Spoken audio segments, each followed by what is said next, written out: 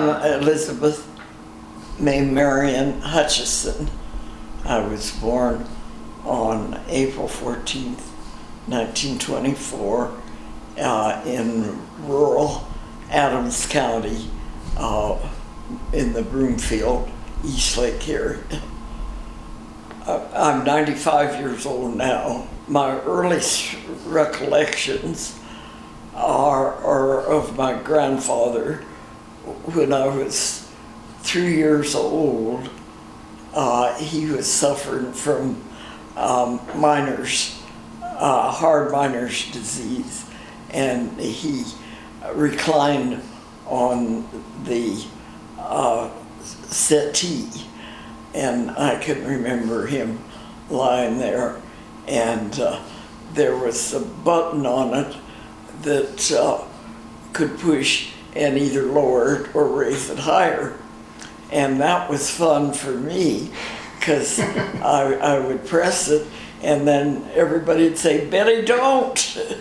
And so Betty would have to quit pushing the button. So my father built a 4-room bungalow for he and my mother when they were married, with a sleeping porch, a glassed-in sleeping porch, and a back porch would be called a utility room. Mm-hmm. And then as we got old enough, we moved into Grandma's big house, and each had our own big room in Grandma's big house. Growing up, the Dust Bowl was hitting North and South Dakota. And on my 10th birthday, we were driving out to Roggen, Colorado, which is at the eastern edge of Adams County, to see my grandpa, who shared my birthday. My brothers were 11 and 13. So we got out east of Keensburg, and this black cloud, it was like midnight, came on us, and Dad couldn't see the road. So one brother followed the fence on the left side, and the other brother followed the fence on the right side and kept him on the road. And my little brother and I hid down on the floor in the back seat. We didn't know what was going to happen. Wow. So when we got to my grandpa's place in Roggen, he was a blacksmith, and he was a widower, but he had his own house, and there was 4 inches of dust on his kitchen table. And my mother dusted that off and said, "Papa, you're going home with us." And that's how my other grandpa spent time with us. Mm-hmm. Then school was starting, and I was 5 years old, and we didn't have kindergarten. And my mother had been called to Wyoming to a family funeral. So my sister and 2 brothers were starting school, and my dad was home alone with me, and I wanted to go, and he said, "Sure, go ahead." So I got on the bus and went to school.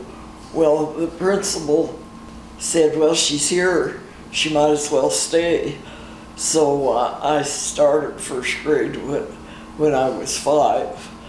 And the teacher, Nellie Church, who was a neighbor, wasn't too happy because I was too little to hold a pencil, but she put up with me, and so I did okay.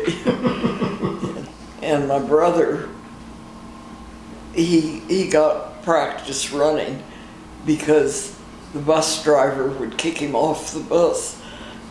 Pretty soon after we got out of the schoolyard, they'd kick him off the bus for fighting. And he'd run home, and he'd get home before the rest of us got there on the bus. I guess he had it coming. In the grade school, there was about 30 and 30 in high school, all in the same building. Wow. And we weren't allowed to go to town.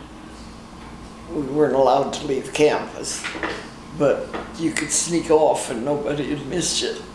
So you could go up and get some penny candy and come back and nobody would know. What did your father do? And we farmed. My grandfather's 160-acre homestead was homesteaded in 1880, and he and my dad farmed it. And then when he was laid up and couldn't, my dad and the two older boys did the farming, and we raised wheat and barley and corn and alfalfa, and he raised a lot of alfalfa hay, which he hauled to Welby on the outskirts of Denver and sold to the truck gardeners that were raising vegetables for Denver. So I got to ride the hay on the truck from home down to see him unload it. Oh, that's fun. At the Italian truck farmers there in Welby. And then I could ride home in the truck. Yeah, it was fun up on the hay. One day, I was in the back and my two brothers were with me, and we went over a big bump, and they say, I don't remember, that I looked out and said, I didn't fall out. So I made it over the bump without bumping out. My dad didn't like raising sugar beets. No. The Western State Sugar Company came in, and they had good contracts to the farmers to raise sugar beets, but it was so labor intensive that he had to hire immigrant laborers to work the beet fields. Right. And he didn't go along with that. But at school, every October, we got 2 weeks vacation, and our vacation was a beet vacation because the kids had to take off to harvest their beets. Yeah. But since we didn't have beets, it was a real vacation. They'd have to pull the beets up, top them, and toss the beets into the beet truck, and then take them to the beet dump. And between Denver and Greeley, now that I-25 is there, it's not so much, but there's these turnouts every few miles, and that's where they had the beet dump, and you take your load of beets and dump them there, and they'd be weighed, and you'd get your check, and you'd go back for another load. Did you have any animals growing up? And then always animals, and always dogs, and can remember the dogs. One day, my folks, to get stocked up on supplies, they'd go to Denver, down to Market Street and stock up. Well, one day this black Labrador jumped in the truck between Mom and Dad and made himself comfortable. So they were happy with him, and they took him home, and he was our dog. So it was my job to go down the pasture and bring the cows in to milk them. Okay. And so we named him Jack, and the first day Jack and I went down and got the cows, and he was a natural healer, and he got the cows. So ever after that, I would say, Jack, get the cows. And he'd bring the cows up and I didn't have to. But he was a great, great dog. We had about 6 or 8 milk cows, and we shipped the cream. We separated, hand separated the cream from the milk, and we shipped it to Denver. Wow. And fed the skim milk to the hogs, and then had pork and ham all year long. Had lots of cats, and when we'd be milking the cows, we'd squirt it so the cats could lick it. But my grandmother told my sister and me, she said, don't ever let them know you know how to milk, because if they do, it'll be your job. So we weren't very good at it, so they got to do it. We had the big barn. I think you got a picture of the big barn in the hayloft. And then there was rafters over where we stored the hay in the barn. Mm-hmm. And you climb up on the rafters and jump down into the hay. Wow. And then my dad had a windmill. We had a 200-foot well for water. It was pretty hard, but it was the only water we had. Mm-hmm. And it was the metal scaffolding up to where the wheel was. But my neighbors, their windmill had a ladder, metal ladder that went to the ground. But ours, the first 10 feet, there was no ladder. Mm-hmm. So to get up there, I had to shinny up the scaffolding to get on the ladder and climb up to where the windmill was.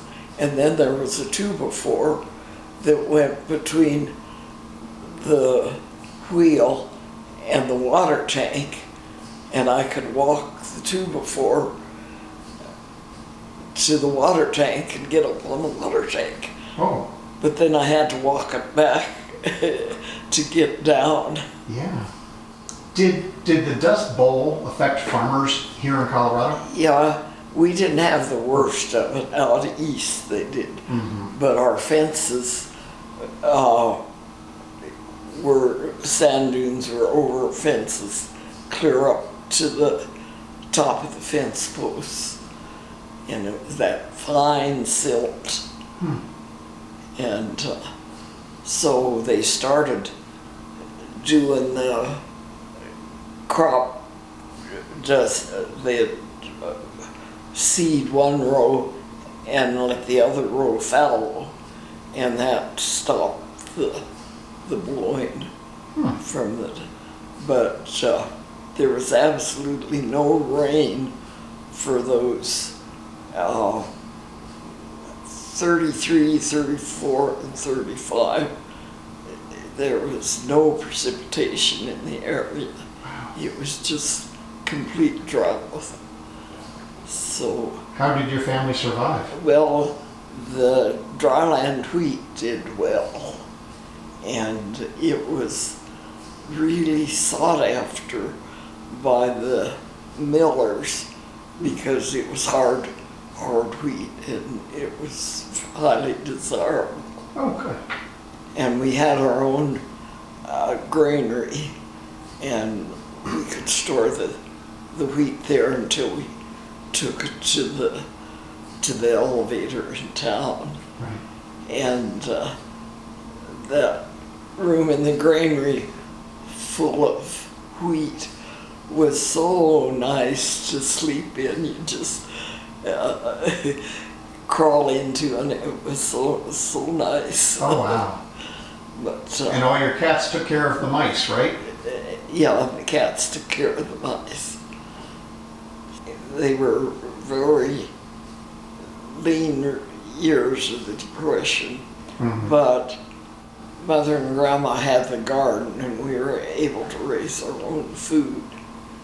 And one year, the gypsies came by in their old covered wagon and their whole family, and they parked just set up on our place.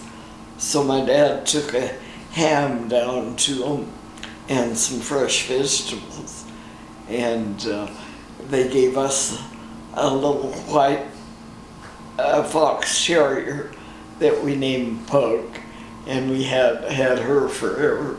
She lived to be about 22 years. Oh my gosh. And we had her forever. But then the gypsies, I guess they were heading for California, because then they pulled out and went on. They weren't harvesting. They weren't traveling and helping with the No, they didn't harvest. seem to be working for a living. And I don't know if we hadn't been nice to them, if they would have stolen stuff, or how they managed. How long did they hang out there with you? Oh, just probably a weekend or Okay. just temporarily, and then they took off. And as I recall, they had mules, not oxen. They had mules pulling their wagon, and lots of kids. Like I say, we survived the Depression with fresh vegetables, and we canned and had a cellar under the house, and shelves and shelves of canned tomatoes, and picked lots of string beans and snapped beans and shelled peas and canned peas. Did you have to hand water your garden? Well, they got water rights on the Highland Canal and also rights on Stanley Lake. So they had, even though it was on the hill, they had irrigation water. Okay. And the rumor was that old man Marion could make water run uphill. So he was able to engineer it so that he could get the water to run almost uphill. Yeah. And we had it was the water was the runoff from the mines up Clear Creek, and it was full of the mine tailings. So we had one pond that settled all the silt out, and then it went into the lake that we irrigated from afterwards. Interesting. So we had a lake we could swim in forever and dive off the head gate. The lake was, well, at the head gate it was 10 feet deep, and then it went out to shoreline, so could spend most of the summer at the lake or climbing the trees. Brother and I built a tree house on the trees that were by the lake, and could sneak off there and read to him and not have to do my housework. But he was 7 years younger, and so I taught him up first, second, and third grade before he ever started school, because before I can go play with you, you have to read this, this, and this. So when he got to school, he took first and second grade one year and skipped to third. I don't know if I did him any favors, but he knew it all before he started. Okay.